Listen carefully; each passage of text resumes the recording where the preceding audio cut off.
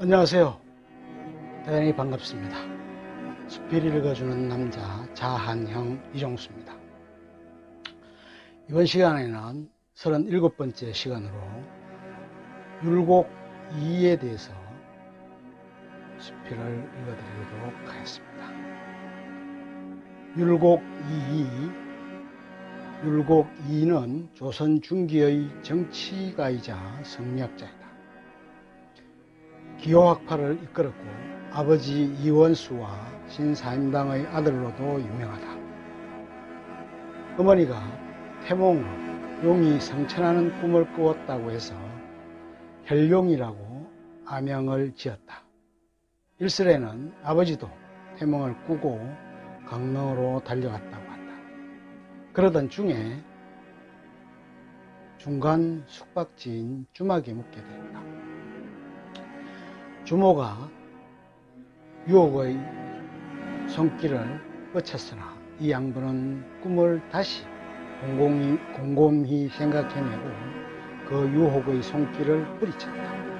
그리고 강릉에 갔다가 돌아오는 길에 다시 또 그 주막에 묵게 되었다.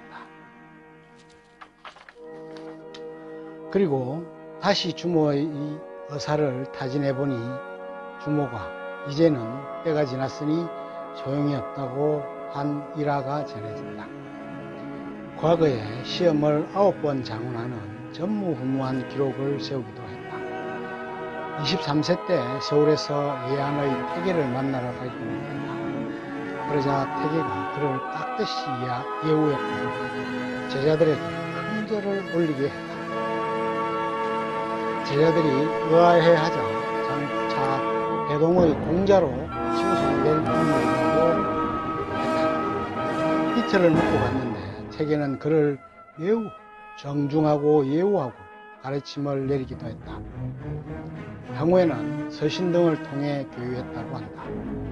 그는 선조시대에 임금을 보좌했다. 그가 건의했던 5가지를 살펴보자.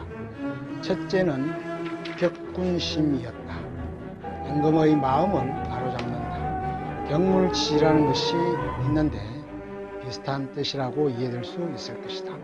임금이 제대로 정사를 펼쳐야 나라가 바로 선다는 것을 의미했으리라. 둘째는 청조정이다. 조정을 맑게 하라. 깨끗한 마음을 가진 사람들을 관리로 등용하고 정사를 돌보게 한다. 셋째는 입관기, 관료의 기강을 감세하고 또는 군기를 받다. 넷째는 고분경, 국경을 견고하게 하고 국방을 튼튼하게 한다. 다섯 번째는 고민생, 일반 백성의 경제생활을 튼튼하게 한다. 오늘날로 이야기하자면 경제, 국방, 행정을 두루 살피고 백성들이 잘 먹고 잘 살게 해서 태평성대를 유지시켜 나가야 한다는 것이다. 나라의 경영에는 3가지가 있다고 합니다. 첫째는 수성이고 셋째는 경장이다. 경장은 요즘으로 치면 개혁을 말한다고 볼 수 있다. 송나라 시대의 개혁을 주도했던 개혁적인 인물로 왕한석이라는 이가 있었다. 이 사람이 모셨던 왕이 신종이었다. 어느 날 신종이 물었다고 한다. 100여 년을 송나라 왕조가 무사하게 잘 지내왔는데 그 이유가 무엇인지 아시오라고 말이다. 그러자 왕한석이 며칠 말미를 주시면 제가 그 답을 올리겠습니다 라고 말했다. 그래서 올리게 된 것이지 원조 100년 무사차란 글이라고 한다. 그 속에서 그는 이렇게 얘기했다고 한다. 첫 번째 이유는 태조 이래로 많은 성군이 있었기 때문이라는 것이다. 태조, 태종, 헌종 등 성군이 줄지어 나왔고 그러므로 태평성대를 누릴 수 있었다. 둘째는 왕조를 멸망시킬 만한 강력한 외적이 없었다. 조선도 그런 것이 그대로 합당하다 할 만큼 큰 외적의 침입은 없었다. 물론 1636년 병자호란이 있었지만 청조도 더 이상 조선을 건드리지 않았고 왜구도 더 이상 노략질이 없었다. 청나라는 명나라와의 전쟁에 집중할 수밖에 없는 상황이어서 조선에 관여할 겨를이 없었다. 또한 나라를 세운 후에도 내외 침에 대한 방비를 하느라 여념이 없었다. 일본의 경우는 막부 정권에서 유교를 정치적 이념으로 삼았고 이웃나라를 괴롭히는 일 또는 외국과의 왕래를 금지시켰기 때문이었다. 이를 사코쿠라고 했다. 이율곡이 섬겼던 임금 선조는 자신을 용군이라고 했다. 그는 율곡의 건의를 잘 듣고 수긍했지만 그것을 실천에 옮길 만한 결단력을 갖지 못했다. 지도자는 무엇보다도 과감한 결단력을 가져야 했는데 선조는 그렇지 못했다. 10만 양병설을 주장해도 팔도에 10,000명씩 그리고 중앙에 2만의 정예군을 육성해야 한다고 했지만 공연물이 되었다. 율곡은 임진강 강가에 정자를 지었다. 화석정이라고 이름 지었다. 기름 걸레로 청소를 하게 하고 봉투를 하나 비치시키고 먼 훗날 어려움에 처했을 때 읽어보라고 했다. 그 속에 있었던 것은 그 정자를 불태우라는 것이었다. 또 한다. 성조가 난을 피해 몽진을 감행했던 때였다. 어두컴컴한 강가에서 물길을 제대로 찾지도 못하는 상태였었는데 정자가 불타는 동안 환한 불빛을 등대 삼아 강을 건넜다는 것이다. 그는 일본의 침략뿐만 아니라 그 후의 역사적 흐름, 임금의 몽진 등까지도 예상하였던 것이다. 다음으로 전해지는 얘기는 이 항복과 관련된 것이다.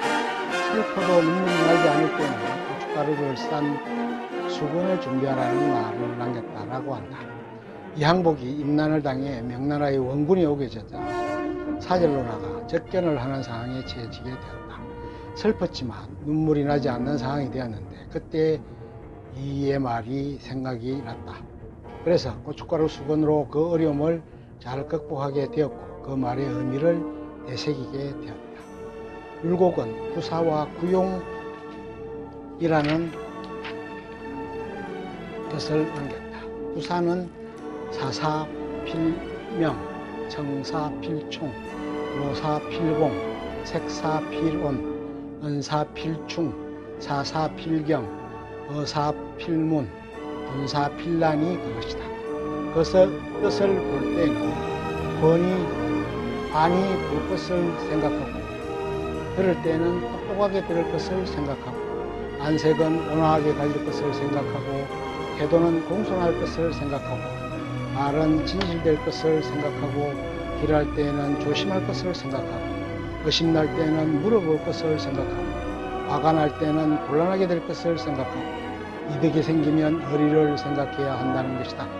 구용은 그림 그리는 무겁게 하고 손은 공손하게 가지며 눈은 바르게 뜨며 입은 다물고 있으며 말소리는 조용히 하며 머리를 곧게 들며 숨소리는 정숙하게 하며 서 있는 모습은 의젓해야 하며 얼굴빛은 위엄있게 해야 한다는 것이다. 그가 지은 경용요길에서 나오는 것이다. 그는 어머니가 죽자 3년을 심유하였다.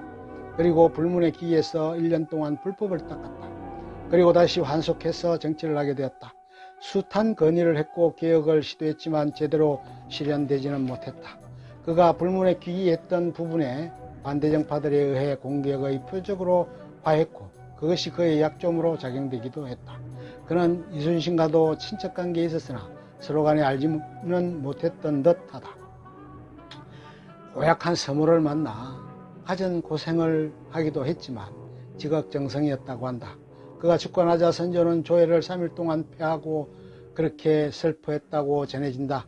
그가 죽고 난 후에 그의 아내와 종이 외란을 겪으면서 급탈을 당할 위기에 처하자 자결을 하는 일이 일어났다. 누가 율곡의 아내이고 시종인지를 구분할 수 없어 같이 합장을 하게도 되었다. 저서도 여럿 남기고 부학의 표상이 되었던 유학의 거두였다. 자경문을 남기기도 했다. 자신을 흠모한 어린 몸종에 대해서도 군자의 면모를 보이기도 했다. 천재로 태어나 사색당파를 막으려고 노력했지만 서인으로 몰렸다. 너무나 훌륭했고 보배로운 존재였으나 그 뜻을 제대로 펴보지 못한 안타까움이 남았다. 파란만장한 역사의 소용돌이 속에서 아픔을 견디며 격동기를 겪었던 탓을 제대로의 경륜 한번 펼쳐보지 못한 병의 천재가 아니었을까 보입니다. 끝. 좋으면 좋아요, 구독 눌러주세요. 감사합니다.